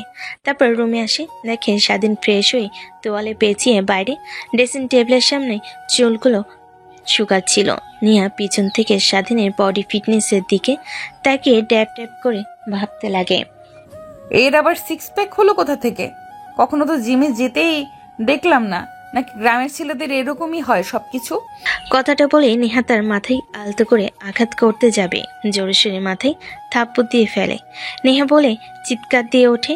এটা স্বাধীনের চোখের আড়াল হয় না। পিছনের দিকে তাকাতে দেখে নেহা দাঁড়িয়ে আছে। স্বাধীন ড্রেসিং টেবিলের সামনে থেকে সরে নেহার কাছে এসে দাঁড়িয়ে বলে, ম্যাম, কিছু বলবেন? মানে বলতে চাচ্ছি যে নিচে জিনিয়া তার নানা নানুর সঙ্গে খেলা করছে, তুমি ওকে নিয়ে যেন আর না ভাবো। কথাটা বলে নেহা আর কোনো কথা না বলে ওয়ারড্রোবের ভেতর থেকে জামা কাপড় বের করে ওয়াশরুমে চলে যায়। স্বাধীন নেহার যাওয়ার দিকে এক দৃষ্টিতে তাকিয়ে থাকে। তারপর স্বাধীন বেলকনিতে চলে যায়। বাইরে তাকিয়ে দেখতে লাগে অনেক বড় বিশাল একটা বাড়ি। 3 বছর পর। মা, তুমি এখনো কেক কাটছো না কেন? আর রুমের মধ্যে গোমরা মুখ করে বসে আছো কেন? বাহিরে তো সবাই তোমার জন্য অপেক্ষা করছে। তোমাকে তো বলেছি মা, আমি বাবাকে ছাড়া কেক কাটবো না। তুমি প্রত্যেকবার জন্মদিনে বলো পরের জন্মদিনে বাবা আসবে, কিন্তু এখনো আসলো না বাবা। না আসলে আমি রুম থেকে বেরও হব না, কেকও কাটবো না, এই বলে দিলাম। এত বড় মেয়ে হয়ে অবুঝের মতো কথা বলো না জিনিয়া। তুমি ভালো করে জানো তোমার বাবা বাহিরে গিয়েছে কাজ করার জন্য। তো কি হয়েছে? আমার জন্মদিনেও কি সে আসতে পারবে না? হ্যাঁ, আসবে না, কারণ তোমার বাবা তোমাকে ভালোবাসে না, পছন্দ করে না, তাই চলে গিয়েছে তোমাকে আর আমাকে একা রেখে দূরে। আমি ভালো করেই জানি তুমি আমাকে আমার বাবার কাছ থেকে দূরে সরিয়ে রেখেছো। ছোট থেকে যেরকম ভাবে রেখেছিলে, যে দেখলেই আমি আমার বাবাকে অনেক ভালোবাসি তোমার থেকে বেশি, অমনি তুমি জেলাস ফিল হয়ে বাবাকে সরিয়ে দিয়েছো। যাবার সময় বাবা আমাকে জড়িয়ে ধরে কপালে চুমু দিয়েছিল বলে সেই যে আবার ফিরে আসবে একদিন তোমার থেকে বড় কিছু হয়ে। নেহা মেয়েকে কি বলে বুঝতে পারে না, আমতা করতে লাগে। ঠিক তখনই বাসার সামনে সাই সাই করে অনেকগুলো গাড়ি এসে দাঁড় হয়। নেহা চিন্তিত হয়ে সোফায় বসে পড়ে ও নিজে নিয়ে চিৎকার দিয়ে বেলকনির দিকে যেতে লাগে আর বলতে লাগে, এই তো আমার বাবা চলে এসেছে, আমি শিওর এইটাই আমার বাবা হবে। কথাটা বলে জেনিয়া বেলকনির কাছে গিয়ে দেখে অনেকগুলো প্রাইভেট কার দাঁড় করানো রয়েছে। তার পাশে অনেকগুলো লোক কালো পোশাক পরিহিত বডিগার্ড। ঠিক তখনই দরজা খুলে বের হয় স্বাধীন। জেনিয়া তার পাপাকে দেখে চিৎকার দিয়ে ওঠে। বেলকনি থেকে দৌড় দিয়ে রুমে এসে নেহার সামনে সে নেহার হাত ধরে টানতে লাগে আর বলতে লাগে, মাম মাম চলো কেক কাটবো। জেনিয়ার কথা শুনে নেহা মুখ তুলে তাকে মুচকি একটা হাসি দেয়। জেনিয়ার হাত ধরে রুমের বাইরে সিঁড়ি ভেঙে নিচে এসে দেখে অনেকগুলো বডিগার্ড চারপাশ দিয়ে দাঁড়িয়ে আছে। নেহা অবাক হয়ে যায়। সে এমন কোনো ভিআইপিকে ইনভাইট করেনি যে এত বডিগার্ড আছে। প্রশ্নসূচক দৃষ্টি নিয়ে নেহা তাকিয়ে নিচে নামতে লাগে। ঠিক তখনই দেখতে পাই সোফায় বসে আছে স্বাধীন। স্বাধীনকে দেখে আর উপক্রম নেই যে এই ছেলেটাই সে। নেহা কখনোই স্বাধীনকে এখানে আশা করেনি।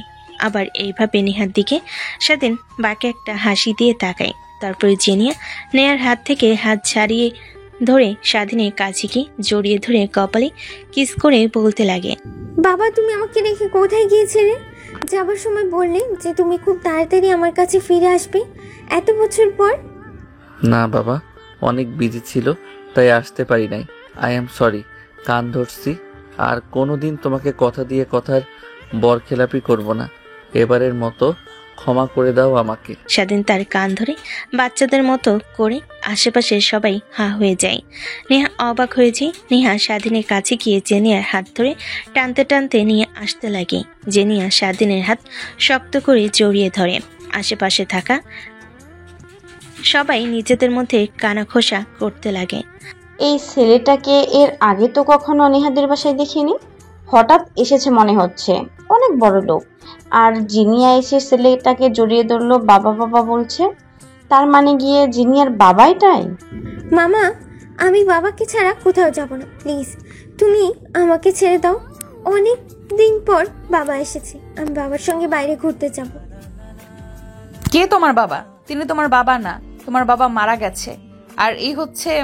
বাকি কথা বলতে গিয়ে নেহ থেমে যায়। স্বাধীন তাকিয়ে থাকে নেহার বাঁকা কথা শোনার জন্য, কিন্তু কিছুই বলে না। নেহা ধ্যান মেরে সেখানেই দাঁড়িয়ে থাকে।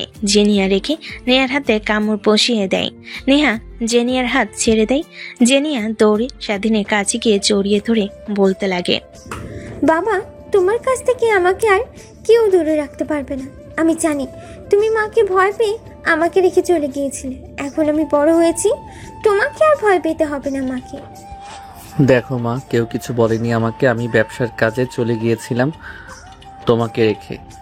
আর কেউ মাকে এভাবে কথা বলে? যাও তোমার মার কাছে সরি বলো। আর অনেক সময় হয়ে গিয়েছে, সবাই অপেক্ষা করছে। চলো কেক কাটো। জেনিয়া হাসি দিয়ে তার মার কাছে যায়। নেহা বসে থাকে ফ্লোরে, তুলতে লাগে জিনিয়া, কিন্তু ওঠে না। নেহা গিয়ে জিনিয়াকে একটা থাপ্পড় লাগিয়ে দেয়। গটগট করে রুমে চলে যায়। স্বাধীন নেহার পিছু পিছু নেহার রুমে যায়। কোনো দিকে না তাকে খট করে দরজা লাগিয়ে দেয় স্বাধীন। বাড়ি থেকে দরজায় কড়া নাড়তে লাগে। দেখুন ম্যাম, আই এম সরি। আসলে এখানে আমার আসা উচিত হয়নি, এটা আমি ভালো করে জানি। কিন্তু কি আর করব বলেন, সোজা বিদেশ থেকে এখানে এসেছি। জেনিয়াকে অনেক দেখতে ইচ্ছে করছিল, আর তখনই মনে পড়ে যায় আজকে তো জেনি আরও জন্মদিন, তাই আরও তাড়াতাড়ি চলে এসেছি। এসে তো ভালোই করেছিস তুই। আমার মেয়েকে আমার কাছ থেকে দূরে সরিয়ে দিয়েছিস। আর কি চাস তুই? দেখ, তোকে বলেছিলাম না তুই আমার মেয়ের কাছ থেকে দূরে চলে যায়। এর বিনিময়ে যত টাকা চাস তোকে তত টাকাই দিয়েছি। আবার ফিরে এসেছিস কেন তুই? আরো টাকা লাগবে বল, আমি তোকে আরো টাকা দেব। কিন্তু প্লিজ তুই আমার আর আমার মেয়ের জীবন থেকে সরে যা। ঠিক আছে ম্যাম, আপনি যেহেতু বলছেন তাহলে চলে যাব। এখন রাগ না করে প্লিজ আসেন, কেক কাটি। সবাই নিচে অপেক্ষা করছে। স্বাধীনের কথা শুনে নেহা হাতের উল্টো পিঠ দিয়ে চোখ মুছে ফেলে। তারপর নিজেকে সামলে নিয়ে দরজা খুলে বাইরে আসে। তারপর নেহা স্বাধীনকে পাশ কাটিয়ে নিচে চলে যায়। স্বাধীন নেহার পিছু পিছু নিচে চলে আসে। তারপর জেনিয়াকে নিয়ে কেক কাটতে লাগে। সবাই হাতে তালি দিয়ে জেনিয়াকে উৎসাহ দিতে লাগে। জেনিয়া কেক কেটে আগে স্বাধীনকে খাইয়ে দেয়। এটা দেখে নেহা অনেক রাগ করে, কিন্তু হাসি মুখে তাকিয়ে থাকে দেখতে দেখতে। সবাই গিফট দিতে লাগে। নেহার সঙ্গে জেনিয়ার সঙ্গে কথা বলে সবাই চলে যায়, পুরো বাসা ফাঁকা, শুধু নেহার বাবা আর নেহার মা আর নেহা আর জেনিয়া রয়েছে। ঠিক তখনই জেনিয়া স্বাধীনের কাছে এসে বলে, বাবা সবাই তো অনেক গিফট দিল, আমাকে তুমি তো কিছু গিফট দিলে না। আমার তো মনেই নেই। এই যে এই পেপারটা তোমার, আর এই পেপারটা তুমি তোমার মাকে দেবে যখন আমি এই বাসা থেকে চলে যাব, কেমন?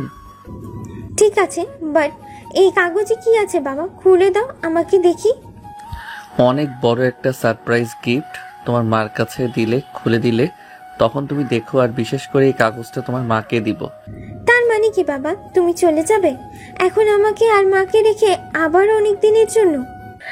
জেনিয়ার কথা শুনে স্বাধীন তার মুখে কৃত্রিম একটা হাসি রেখা টেনে বলতে লাগে, হ্যাঁ মামুনি, যেতে তো হবেই আমাকে কাজ করার জন্য। আবার আসবো তোমাকে দেখার জন্য। প্লিজ বাবা, তুমি যেও না। তোমার মতো আমাকে আর কেউ বাইরে নিয়ে ঘোরায় না। মা সবসময় অফিস করে, নানু আর নানা ভাই তো অসুস্থ, তারা আমাকে নিয়ে ঘোরে না। দেখো মা, পাগলামি করো না। তুমি তো এখন অনেক বড় হয়েছো, তাই না? সব বুঝতে পারো। আমি আবার আসবো। কথাটা বলে স্বাধীন জেনিয়াকে বোঝাতে লাগে। নেহা পাশে দাঁড়িয়ে সব দেখতে লাগে। স্বাধীন যাওয়ার সময় জেনিয়াকে কোলে করে কপালে একটা কিস করে নামিয়ে দিয়ে যেতে লাগে। নেহা পিছন থেকে স্বাধীনের যাওয়া দেখতে লাগে। নেহার মনে অনেক প্রশ্ন, কিন্তু কিভাবে বলবে বুঝতে পারে না। বাহিরে এসে দেখে স্বাধীন অনেকগুলো গাড়ি স্বাধীনের পিছু পিছু যাচ্ছে। পাশে দেখে একটা অনেক বড় দামি রয়্যালস। এটা তো তা না, তাহলে কি স্বাধীন রেখে গিয়েছে? ভাবতে ভাবতেই নেহা মেন দরজা লাগিয়ে বসার রুমে এসে বসে। ঠিক তখনই নেহার বাবা মা এসে বলে, মা, তুই যে বললি স্বাধীন মারা গিয়েছে, তার মানে তুই মিথ্যা কথা বললি। আচ্ছা, এতদিন পর স্বাধীন এইভাবে ফিরল যে? নেহা তার বাবা মার প্রশ্নে কোনো উত্তর দেয় না, মাটির দিকে তাকিয়ে থাকে। তখনই পাশ থেকে নেহার মা বলতে লাগে, মা চুপ করে তো ছিলি আজ 3 বছর ধরে, 3 বছর পর আবার স্বাধীন ফিরতে দেখে একদম চেঞ্জ মনে হলো। দামি পোশাক আশাক, দামি গাড়ি, বডিগার্ড সবসময় সঙ্গে, এসবের মানে কি? এইসবের মানে কি সেটা তো আমি নিজেও জানি না। স্বাধীন তো ছিল আমার অফিসের সামান্য একটা কর্মচারী। একদমই কথাগুলো বলে নেহার মা বাবা দুজনেই অবাক হয়ে নেহার দিকে ড্যাব ড্যাব করে তাকিয়ে থাকে। কি বলছিস মা এসব তুই? যা বলছি ঠিক বলছি। স্বাধীন আমার অফিসের সামান্য একটা কর্মচারী। ওর বাবা অনেক অসুস্থ। ঢাকার প্রলোভন দেখিয়ে ওকে বিয়ে করি আমি। টাকার প্রলোভন দেখিয়ে ওকে বিয়ে করি আমি। জেনিয়া যেন দেখাশোনা করতে পারে, জেনে একটা বাবা পাবে, ঘুরোঘুরি করতে পারবে। দেখো না, সারাক্ষণ বাবার জিদ ধরে থাকতো, তার জন্য। এটা আমরা আগে থেকে জানি। তারপরে বল কিভাবে স্বাধীন এসব এত টাকা পয়সার মালিক হলো? সেটা তো আমিও জানি না। দেখি দিন দিন জিনিয়া স্বাধীনের প্রতি কেমন যেন হয়ে গেছে। স্বাধীনকে ছাড়া কিছুই বুঝতে পারে না, আমার কাছে আসে না। আমি কথা বলতে গেলে কথা বলে না, সারাক্ষণ সারাদিনের সঙ্গে থাকে। স্বাধীনের সঙ্গে ঘুমাবে, স্বাধীন না খাইয়ে দিলে সে খাবে না, তাই অনেক রাগ হয় আমার। তাই স্বাধীনকে 10 লক্ষ টাকা দিয়ে বাড়ি থেকে চলে যেতে বলি। ও আচ্ছা, তাহলে এই ব্যাপার। হ্যাঁ বাবা, কিন্তু আমার মাথায় কিছুই আসছে না। এতদিন পর স্বাধীন আসলো, সবাইকে চমকে দিয়ে। দেখে তো মনে হচ্ছে এই অল্প কিছু দিনে অনেক পরিবর্তন করে ফেলেছি নিজেকে। বাদ দে মা, যা হবার তা হয়েছে। যা রুমে যাও, জিনিয়া রয়েছে একা একা। তারপর নেহা সোফা থেকে উঠে তার রুমে চলে যায়। দেখে জেনিয়া খাটের উপর বসে 2টা প্যাকেট হাতে নিয়ে ঘুরিয়ে ঘুরিয়ে দেখছে। নেহা খাটের উপর বসতেই জেনিয়া নেহার দিকে প্যাকেট 2টা এগিয়ে দিয়ে বলে, মাম্মাম, বাবা যাবার সময় এই 2টা প্যাকেট দিয়ে গিয়েছে, বলেছে এই লালটা তোমাকে দিতে আর এই নীলটা আমার।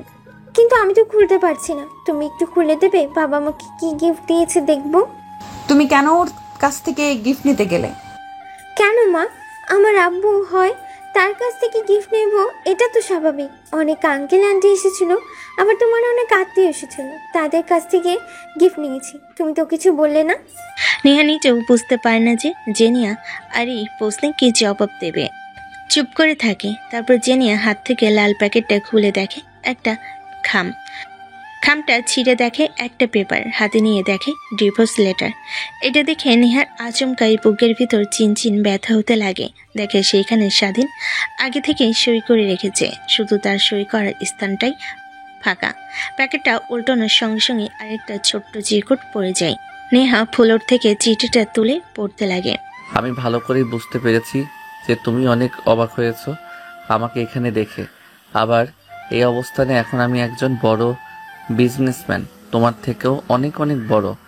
বাংলাদেশে যে মেল ইন্ডাস্ট্রি চালু করেছে তার প্রতিষ্ঠাতা আমি, কিন্তু আমার এই অবদানের পিছনে তোমার হাত। কথায় আছে না, ইচ্ছা থাকলে উপায় হয়।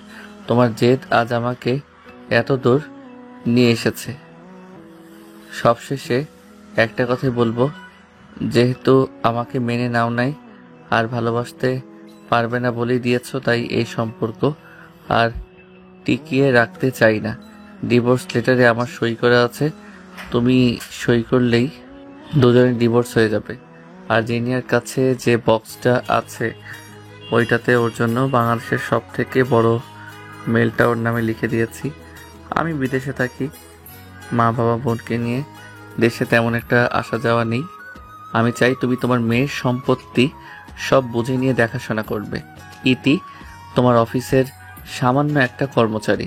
নেহা চিঠিটা পড়ে কেন জানি তার চোখের অশ্রুপাত মানছে না, অনবরত চোখ দিয়ে পানি বের হতে লাগে। জেনিয়া এইটা দেখে নেহার কাছে এসে চোখ মুছে দিয়ে বলতে লাগে, মা, তুমি কান্না করছো কেন? প্লিজ কান্না করো না। আর আমি কখনোই তোমার কথার অবাধ্য হব না। বাবা যাবার সময় বলে গিয়েছে আমি যেন তোমার কথা সব সময় শুনে চলি। আর আমি বাবাকে প্রমিস করেছি যে আমি তোমার সব কথা শুনে চলবো।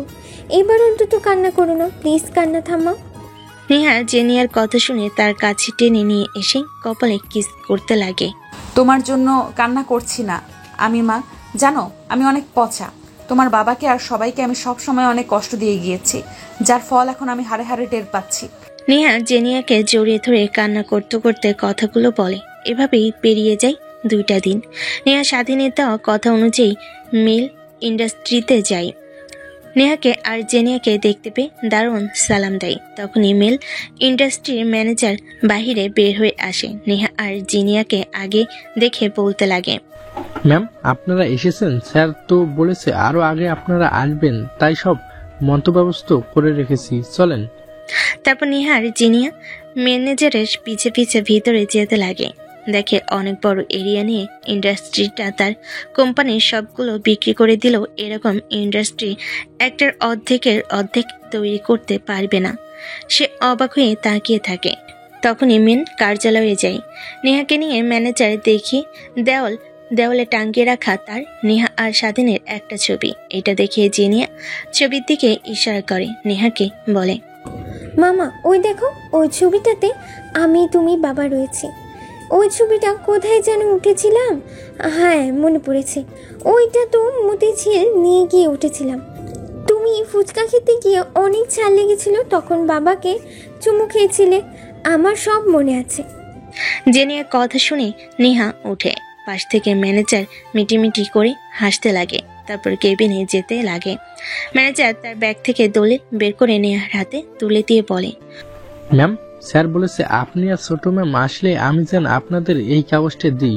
এইটাই সম্পূর্ণ ইন্ডাস্ট্রির মালিক। এখানে আপনি সই করার সঙ্গে সঙ্গে মালিক হয়ে যাবেন। আর যখন জেরিনা ম্যামের বয়স 18-র উপরে হবে তখন জেনিয়া ম্যাম এই সম্পত্তির মালিক হয়ে যাবে। তা বুঝতে পারলাম, বাট আপনাদের অফিসের বস কই থাকে দেখতে পাচ্ছি না। ম্যাম বসের জীবন এইখান থেকে শুরু হলে কি হবে, তার বিদেশে আরো অনেক বড় বড় ইন্ডাস্ট্রি আছে, সে সেখানেই থাকে। ঢাকায় এসে আমাকে এইসব করতে বলেছিল, আমি করে রেখেছি। এখন আপনি এই সব কিছু মালিক, এখন আমি আসি।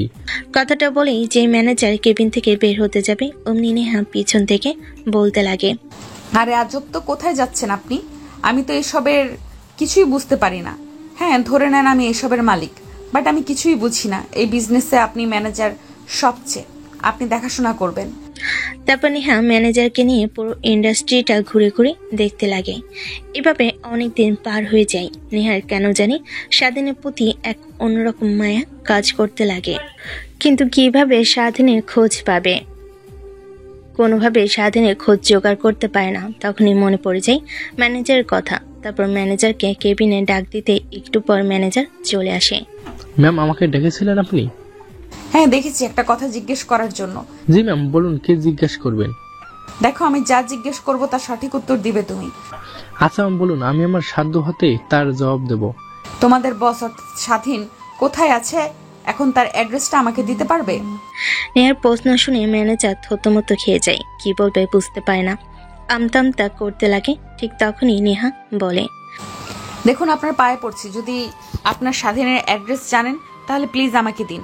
ম্যাম, জানি না, এইটা বললে ভুল হবে। আমি সব জানি, কিন্তু আমাকে বলতে নিষেধ করেছে।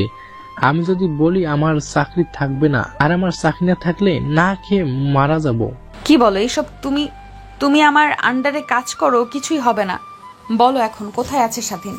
কিন্তু নেহা ম্যানেজারকে অনেক জোরাজোরি করতে লাগে, টাকার প্রলোভন দেখাতে লাগে, কিন্তু কিছুই বলে না। সে স্বাধীনের অ্যাড্রেস বলতে অস্বীকার পোষণ করে। এভাবে আরো অনেক দিন পার হয়ে যায়। দিন দিন নেহা স্বাধীনের চিন্তা করতে করতে একদম ভেঙে পড়ে। কি রে মা, তোর এই হাল যে অন্যদের কাছ থেকে শুনলাম, তুই নাকি এখন বাংলাদেশের টপ 3 মেল ইন্ডাস্ট্রির মালিক। হ্যাঁ বাবা, তুমি ঠিকই শুনেছো। ভেবেছিলাম আর কয়েকটা দিন গেলে তোমাকে না হয় বলবো, কিন্তু এর আগে শুনে ফেলেছো। হ্যাঁ, এইসব কথা বাতাস দিয়ে হাসে, আর সবাই অনেক বাজে বাজে কথা বলছে যে তুই নাকি স্বাধীনের সঙ্গে রাগ কাটানোর বিনিময়ে তোকে স্বাধীন ওই মেল ইন্ডাস্ট্রিটা দিয়েছে। নেহা তার বাবার কথা শুনে রেগে যায়, চায়ের মগটা ফুলারে ছুঁড়ে মারে, চূর্ণ বিচূর্ণ হয়ে যায়। দেখ মা, মানুষের মুখকে কখনো আটকানো যায় না, এটা তো তুই ভালো করেই জানিস। সবাই কানাঘোষা করছে, তাই বললাম প্লিজ রাগ করিস না তুই। বাই দ্য ওয়ে, এত বড় একটা মেল ইন্ডাস্ট্রি তুই কিভাবে কিনলি? আমার জানা মতে তো ওইটা আমাদের সবগুলো কোম্পানি বিক্রি করে দিলেও কেনা সম্ভব নয়। তাহলে শোনো। তারপর নেহা তার মা আর বাবাকে শুরু থেকে শেষ পর্যন্ত বলে। নেহা কিছুই বলে না, মন খারাপ করে রুমে এসে দেখে জিনিয়া কার সঙ্গে যেন কথা বলছে। এটা দেখে নেহা বলে, জিনিয়া, তুমি কার সঙ্গে কথা বলছো এভাবে হাসি খুশি হয়ে? আছে মামা একজন, তোমাকে বলা যাবে না। যদি তোমাকে বলি তুমি তাকেও অনেক বকা দিবে আর আমাকেও, আর আমি কথা বলতে পারবো না, তাই তোমাকেও বলবো না। জেনিয়ার কথা শুনে নেহা মুচকে একটা হাসি দিয়ে ওয়ার্ড্রপ থেকে পোশাক বের করে ওয়াশরুম থেকে বের হয়ে দেখে যে এখনো কথা বলছে না জেনিয়া। অন্যদিক হয়ে নেহা চুপি চুপি জেনিয়ার পিছনে গিয়ে দাঁড়িয়ে মোবাইলের দিকে তাকিয়ে দেখে অবাক হয়ে যায়। ঠিক তখনই ফোন কেটে দেয় জেনিয়া। পিছনের দিকে তাকিয়ে তার মাকে দেখতে পেয়ে মোবাইল লুকিয়ে ফেলে। মামা, তুমি কখন বের হয়েছো ওয়াশরুম থেকে? আর তুমি কি জানো না কারো ফোনে উকি মেরে দেখতে হয় না? এখন ফোন আর দেবে না আমাকে। আগে তুমি এটা বলো, ওর নাম্বার কোথা থেকে পেয়েছো তুমি? যেখান থেকে পাই না কেন তোমাকে বলবো না আমি। মা প্লিজ রাগ করো না। তুমি কি চাও না তোমার বাবা আবার এই বাসায় আসুক, তোমার সঙ্গে খেলা করুক? হ্যাঁ, আমি চাই তো, আমি বাবার সঙ্গে ঘুরতে চাই। তাহলে তুমি তোমার বাবার নাম্বারটা আমাকে দাও, আমি ফোন করে সবকিছু মিটিয়ে নিয়েছি। আবার দেখবে তিনজন আবার আগের মতো ঘোরাফেরা করব। জেনিয়া কিছু একটা চিন্তা করতে লাগে, তারপর নেহাকে স্বাধীনের নাম্বার দিয়ে দেয়। নেহা নাম্বার তুলে ফোন করে বেলকনিতে চলে যায়। রিং হতে লাগে কিন্তু রিসিভ করে না। তারপর হোয়াটসঅ্যাপে গিয়ে মেসেজ করতে লাগে। স্বাধীন সিন করে বাট রিপ্লাই দেয় না। ঠিক তখনই নেহা আবার কল করে। স্বাধীন ফোন রিসিভ করে। অনেক ভাব তোর, তাই না? ভাবতে হবে এখন কোটিপতি বিজনেসম্যান, হাজার হাজার মেয়ে লাইন ধরে ঘুরে আমার ফোন ধরতে যাবে কেন সে? ম্যাম, কিছু বলবেন আপনি? হয়েছে, আর ঢং করতে হবে না। I am sorry. কেন ম্যাম আমার কাছ থেকে সরি চাচ্ছে না, কিসের জন্য? আসলে তোকে ওইভাবে ওই দিন কথা বলা ঠিক হয়নি আমার। I am sorry. তারপর নেহা স্বাধীনের সঙ্গে কথা বলতে লাগে। ঠিক তখনই দেখে বাংলাদেশি নাম্বার, তার মানে স্বাধীন বাংলাদেশে আছে। নেহার মনে প্রশ্ন জাগতে লাগে। ঠিক তখনই স্বাধীন নেহাকে বিদায় জানিয়ে ফোন রেখে দেয়। নেহা ফোন করে কিন্তু বারবার ব্যস্ত দেখায়, বুঝতে পারে বুলক মেরেছে। জেনিয়ার কাছে গিয়ে জেনিয়ার হাত থেকে ফোন কেড়ে নিয়ে কল দিতে লাগে। একই অবস্থা, জেনিয়াকেও ব্লক করে দিয়েছে। নেহা বুঝতে পারে না কি করবে, কিন্তু এটা বুঝতে পারে যে স্বাধীন বাংলাদেশে রয়েছে, কিন্তু কোথায় রয়েছে এটা জানে না। সে তখনই মনে পড়ে যায় স্বাধীনের গ্রামের বাড়ির কথা, কিন্তু কোথায়। তখনই অফিসের ম্যানেজারকে ফোন করে। তারপর নেহা ম্যানেজারকে স্বাধীনের ব্যাকগ্রাউন্ড হিস্টোরি চেক করতে বলে। স্বাধীনের ব্যাকগ্রাউন্ড হিস্টোরি চেক করা হলে স্বাধীনের গ্রামের অ্যাড্রেস জানতে পারে। তারপর জেনিয়ার কাছে এসে নেহাকে জড়িয়ে ধরে বলতে লাগে, মা তাড়াতাড়ি রেডি হও, তোমার বাবার কাছে যাব। মানে? হ্যাঁ মা, তোমার বাবার কাছে যাব আর আগের সব বিসর্জনের জন্য ক্ষমা চাবো আর আগের মতো সবকিছু মিটিয়ে নেব। ইয়ে, কি মজা, কি মজা! বাবা মা আবার আগের মতো হয়ে যাবে। চলো মা। তারপর নেহা তড়িঘড়ি করে জেনিয়াকে ফ্রেশ করিয়ে পোশাক পরিধান করে লাগেজ গুছিয়ে স্বাধীনতা রোজ রয়্যালস প্রাইভেট কারটা নিয়ে যেতে লাগে স্বাধীনের বাসার উদ্দেশ্যে। প্রায় 7 ঘন্টা পর গিয়ে স্বাধীনী গ্রামে পৌঁছায় নেহা। জেনিয়া এর আগে কখনোই গ্রামে আসেনি, তাই আশেপাশে গ্রামের প্রকৃতি দেখে নেহা বলে, মামা, এটা তো অনেক ভালো। আমার বইতে দেখানো যে পরিবেশ, এটা তো তেমন কোনো বাড়ি দালান কোঠা নেই, চারিদিকে শুধু সবুজ মাঠ আর মাঠ, গাছপালা। আমি এখানেই থাকবো, আর ঢাকায় যাব না। আচ্ছা ঠিক আছে মা, আগে তোমার বাবাকে খুঁজে বের করি। তারপর নেহা জিজ্ঞেস করতে করতে এক পর্যায়ে স্বাধীনের বাসা পেয়ে যায়। স্বাধীনের বাড়ির সামনে গাড়ি দাঁড় করে ভিতরে প্রবেশ করে দেখে স্বাধীন মাছ ধরার জাল হাতে নিয়ে দাঁড়িয়ে আছে। পাশে তার মা, এক হাতে অন্য হাতে একটা পাতিলা। তখনই বাড়ির মধ্যে নিয়ে আর জেনিয়া আসে। স্বাধীনকে দেখে অবাক হয়ে যায়। আরে আপনি এখানে? আর জেনিয়া মামনি, তুমি আমার বাড়ির অ্যাড্রেস কোথা থেকে পেলে? নিশ্চয়ই ম্যানেজার দিয়েছে আপনাকে। ম্যানেজার দিতে যাবে কেন? বের করেছি একভাবে, রাখো সেই কথা। বাবা, কে এনারা? চিনতে পারলাম না তো। মানে মা, এনারা হোসেন, আমি যে অফিসে কাজ করতাম ঢাকা, ওই অফিসের মালিক, আর এটা মালিকের মেয়ে। মিথ্যা কথা বলতেছো কেন তুমি? এইটা বললেই তো হয় আমি তোমার বউ। নেহার মুখ থেকে বউ কথাটা শুনে স্বাধীন চোখ বড় বড় করে ফেলে। স্বাধীনের মা অবাক হয়ে বসে থেকে দাঁড়িয়ে পড়ে। বাবা, স্বাধীন কি বলছে এই মেয়েটা? কিছুই তো বুঝতে পারছে না। তোর বউ মানে? হ্যাঁ ঠিক বলেছি, আর এটাই হচ্ছে আমাদের মেয়ে। নেহার কথা শুনে স্বাধীনের মা আরো বোকা বনে যায়। স্বাধীন অবাক হয়ে নেহার কাছে এগিয়ে এসে বলে, আরে ম্যাম, কি বলছেন এসব? মাথা ঠিক আছে আপনার? হ্যাঁ, মাথা একদমই ঠিক আছে। যে ভুল করেছি সেই ভুলের প্রায়শ্চিত্তের জন্য এসেছি। দেখুন ম্যাম, আমি চাই না আর আপনাদের মতো বড়লোক কোনো মেয়ের সাথে চলাফেরা করতে। গ্রামের পরিবেশে আমি ভালো পছন্দ করি। এখানে একটা দোকান দিয়েছি, সেই দোকানে যেটা আর্নিং হয় তা দিয়ে আমার পরিবার চলে যায়। আমি এখানে সুখে আছি। আপনি জেনিয়াকে নিয়ে চলে যান। আমি সময় সময় ঢাকায় গিয়ে জেনিয়া গিয়ে দেখে আসবো। যাবার জন্য তো আসিনি, এই বাড়িতে তোমার বউ হয়ে থাকতে চাই আমি। বেশ, আপনি পাগল হয়ে গেছেন। কথাটা বলেই স্বাধীন গটগট করে বাড়ি থেকে বের হয়ে যায়। নেহা গিয়ে স্বাধীনের মায়ের পা ধরে সালাম করতে লাগে, সব কথা বুঝিয়ে বলতে লাগে। স্বাধীনের মার অনেক খারাপ লাগলো নেহার বিষয়টা বুঝতে পেরে নেহাকে অনেক পছন্দ হয়।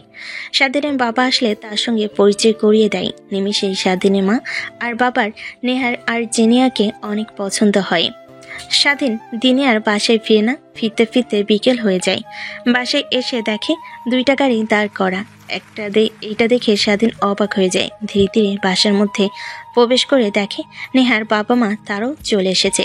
স্বাধীন তাদের পাশ কাটিয়ে যে না রুমের দিকে যেতে যাবে, অমনি স্বাধীনের বাবা ডাক দিতে লাগে। স্বাধীন গিয়ে তাদের পাশে দাঁড়াতেই স্বাধীনের বাবা বলে, দেখ বাবা, তোর মার কাছ থেকে সব শুনেছি। তোর আর নেহা মামুনের কথা দেখ, যা করেছিস তা একদমই ঠিক করিসনি। এখন আমরা যাচ্ছি, তোরা আবার আগের মতো ঠিক হয়ে যা এবং নতুন করে তোদের বিয়ে পড়িয়ে দেব। মানে কি বলছিস সব? বাবা, তুমি জানো ওনার মতো বড়লোক ওনাদের পায়ের নখের তুল্য আমরা কখনো হতে পারবো না। দেখো বাবা, এইভাবে কথা বলো না। আমরা ঢাকা যাব না, ভাবছি তোমাদের এইখানে থেকে যাব। গ্রামে অনেক ভালো লেগেছে আমার। আর তোমার আন্টি ভেবেছি তোমাদের পাশে একটা বাড়ি করে সেখানে থাকবো তোমাদের সঙ্গে। আর মাসে একবার ঢাকায় গিয়ে অফিস দেখাশোনা করে আসলেই চলবে। কিন্তু বাবা মা, আমি আর কোনো কিন্তু না। তোর রুমে যা, দেখ তোর খাটের উপরে একটা প্যাকেট রাখা আছে, ওখান থেকে পাঞ্জাবি আর শেরওয়ানি পরে আয়। কাজী সাহেবকে ফোন করছি, একটু পর চলে আসবে। তারপর স্বাধীন তার রুমে চলে যায়। গিয়ে দরজা লাগিয়ে পেছন দিকে তাকে খাটের উপর দেখে একটা প্যাকেট, খুলে দেখে পাঞ্জাবি আর শেরওয়ানি। তারপর পরিধান করে নেয়। বাইরে আসতেই কাজী সাহেবকে দেখতে পায়। তারপর বিয়ের সব কার্যক্রম শুরু হয়। বিয়ে শেষ হলে সবার সঙ্গে কুশল বিনিময় করে। বিয়েটা ঘরোয়াভাবেই দেওয়ায় তেমন কেউ নেই। নেহার রুমে গিয়ে বসে স্বাধীনের জন্য অপেক্ষা করতে লাগে। স্বাধীন বাইরে দিয়ে ঘোরাঘুরি করে রাত গভীর হলে রুমে যায়, দরজা খুলে ঢুকতে যাবে অমনি নেহা সে স্বাধীনে কলে চেপে ধরে পেছনের দিকে ঘুরিয়ে দরজা লাগিয়ে দেয়। কুত্তার বাচ্চা, এত রাতে কোথায় ছিলে এতক্ষণ?